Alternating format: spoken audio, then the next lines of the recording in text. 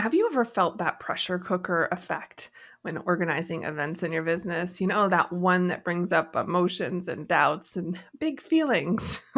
Well, today we're going to dive into the importance of tackling those challenges head on so that we can realize all of those big event dreams that we've got.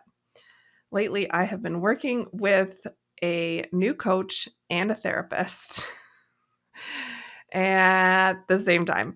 And it is it is putting some pressure on me. I've been walking around telling people, I think my head is exploding and steam is coming out the top. So back in, what is it, January, I started working with a therapist. So almost a year now. And that is amazing. I mean, not easy, but really smart. So I was watching for a while people at next levels that I would like to achieve, and hearing that it kind of sounds like they have therapists and that they had to work through stuff. And I'm like, okay, I don't know what that is or means, but if that's how I get to the next level, then sign me up. So started working with a therapist, and oh my goodness, there's been a lot of tears. There's been a lot of ahas. But wait, let me back up. The interesting thing is, I started working with a therapist a couple years ago, 3 years ago. Yeah. And it didn't go well. Probably only a few sessions. And I didn't feel like opening up, and I didn't feel a connection. And I just said that I was going to, I said, thank you. And I'm moving on. I'm going to go work with a different therapist. But then I never found another therapist. Turns out, I didn't know this at the time, that not all therapists are created equal, and that there are some that just talk the way that our ears hear and teach the way that we learn. And while I've always felt that in the coaching space, I didn't realize that that was a thing in therapy too. And so I'm really grateful that when I decided I was going to give it a try again earlier this year, that I found somebody that was a right fit. And so I just keep uncovering things like, I didn't know that I do that. Like, let's use perfectionism for example. Yes, I've always kind of known that I was perfectionist, but I didn't realize how it was impacting decisions I was making or not making, things I was saying or not saying in so many different situations. Like, I've always known I have preferences, but I didn't know how it was impacting business decisions or what have you. I think therapy has allowed me to have more awareness. Yeah, I'll say that, more awareness. And that awareness has helped me start to connect dots. Like, maybe because I'm doing this or saying this, that's why that person's reacting this way or saying that kind of thing. And in all facets, and it's so hard to describe in life and business. And so I've been glad that I've been doing that, because it really has helped guide me not only in awareness, and in a lot of going backwards and thinking like, okay, where did that start and why? And sometimes I can't figure it out yet, but then also I think it's been helpful to guide me to like next books that I need to read. And that's been really helpful, so that I could kind of go deeper and understand it a little bit more. So that's the therapy piece. And I've been going every week, and I'm so glad. We're definitely not done. And then I would say a month and a half ago, I started working with a new business coach. And wow, the pressure cooker of the combination of the two has been very helpful. Like a coach to push me forward past things that I'm afraid of, past blocks like perfectionism, and helping me point out like, okay, well, that line of thinking is you thinking that you have to do it a certain way because of like perfectionism. Say now you could go do it this way and it would be faster and get the result faster. And we can come back later and do these pieces. But now that's not the time to do them. So go do this, and then giving me homework. And it's really been pushing me to uncover even more levels of just stuff I do and don't do that holds me back. And I've been able to, anytime it's brought up tears or like the sobbing, I've been able to then process that with the therapist and be like, okay, I think this is what's coming up and let's figure out why. And the coach is all like, go, go, go, do, do, do. And so then I'm doing or attempting to do the thing, but it's hard and emotion comes up. And so then I'm processing with the therapist and I realize I'm being kind of vague here. And I hope it's still helpful. But I bring it up because events, it's a very high pressure situation, kind of like what the situation with my coach right now. There's a lot of time pressure and in terms of like homework tasks that we have to do and content to consume and a certain time frame to do it in. And I'm loving all of it because it's so hard, but it's exactly what I need to like do bigger, scarier things. And it made me think of how similar it is to events, because events are a pressure cooker too, because there's the time pressure, but there's also the social pressure and the money pressure, all sorts of pressure. Because of that, it puts us under this emotional stress. And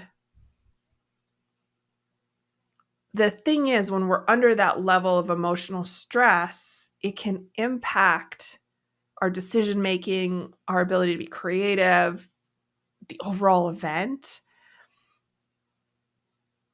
For example, like imposter syndrome coming up or fear of failure. That's a huge one for me. Fear of failure can undermine confidence and what you ultimately put out, the product that you put out of your event, the product of your event.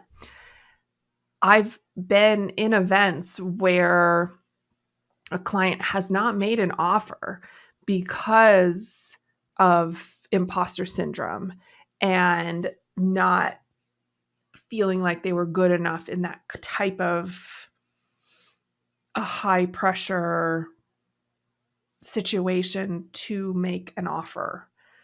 I've been in events where an offer has been made, but because of fear of failure or a little bit of lack of leadership resulting from imposter syndrome, there were poor sales.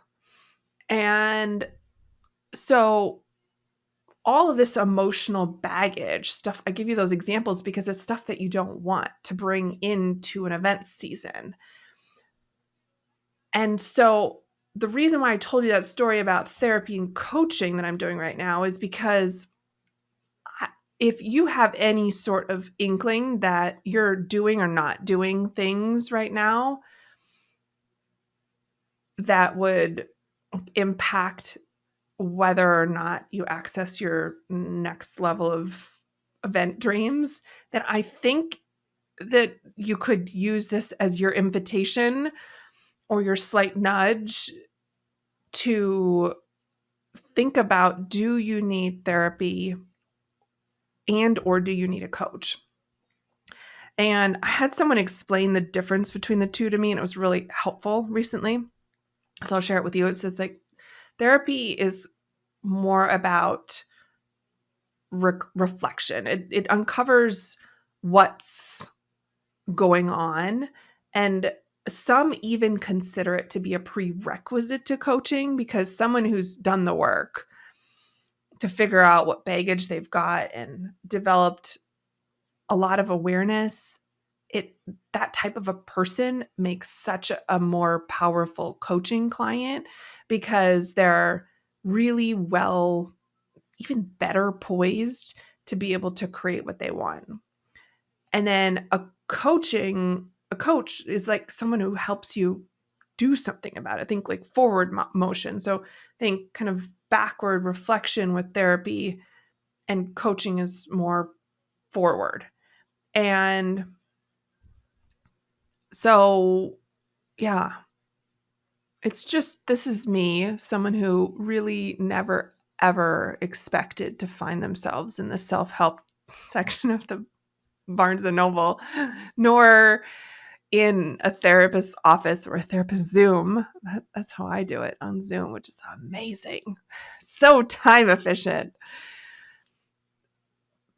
I never expected to feel like I was going to have to go dig into baggage and stuff and talk about woo-woo things, but it's so important. It affects everything, not just business, family, life, happiness, like internal joy. So I'm a huge advocate and an encourager now. And so if you think, like, let's say you hosted an event already and maybe you didn't post about it, or because you were worried about what size it was, or maybe you know that you could bring a room together of a few hundred people just by snapping your fingers, because like there's pent up demand, but you're not doing it. I think it might be worth considering working with a therapist and or a coach to help you, because I, I think that all of our event dreams are worth realizing, because the impact that we can make is so great.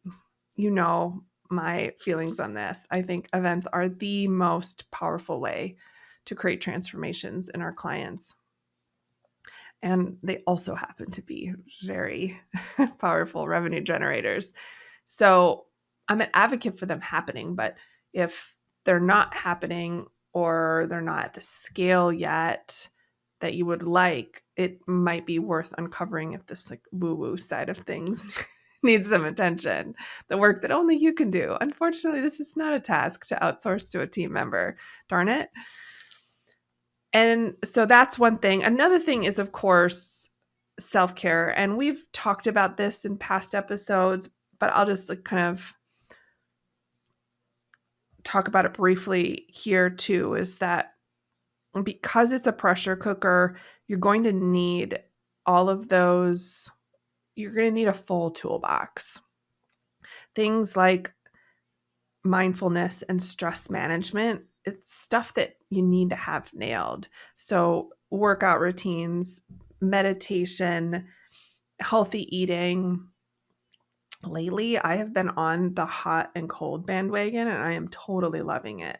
I can't say enough good things about how it calms me down. Like, it takes the hamster off the wheel in my brain and sets it to the side in a nicely cozy bed. It's amazing.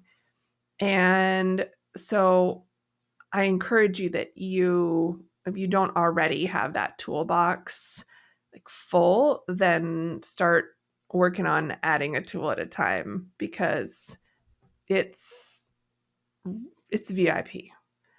And ultimately, I think your willingness to be vulnerable here is going to be the key that unlocks your next level. Yes, in your events, but also in so many other ways in life and business too. I am so appreciative that you hung out with me for this conversation today. I hope it got your wheels turning in a good way. Like I said, I never used to embrace the woo-woo stuff, but somewhere along the way, I realized I have to, otherwise I won't get where I want to go on this entrepreneurial journey that I'm on. And I want you to get where you're going too. And this is an important piece. I look forward to hanging out with you again soon. Take care. Make it an outstanding rest of the week.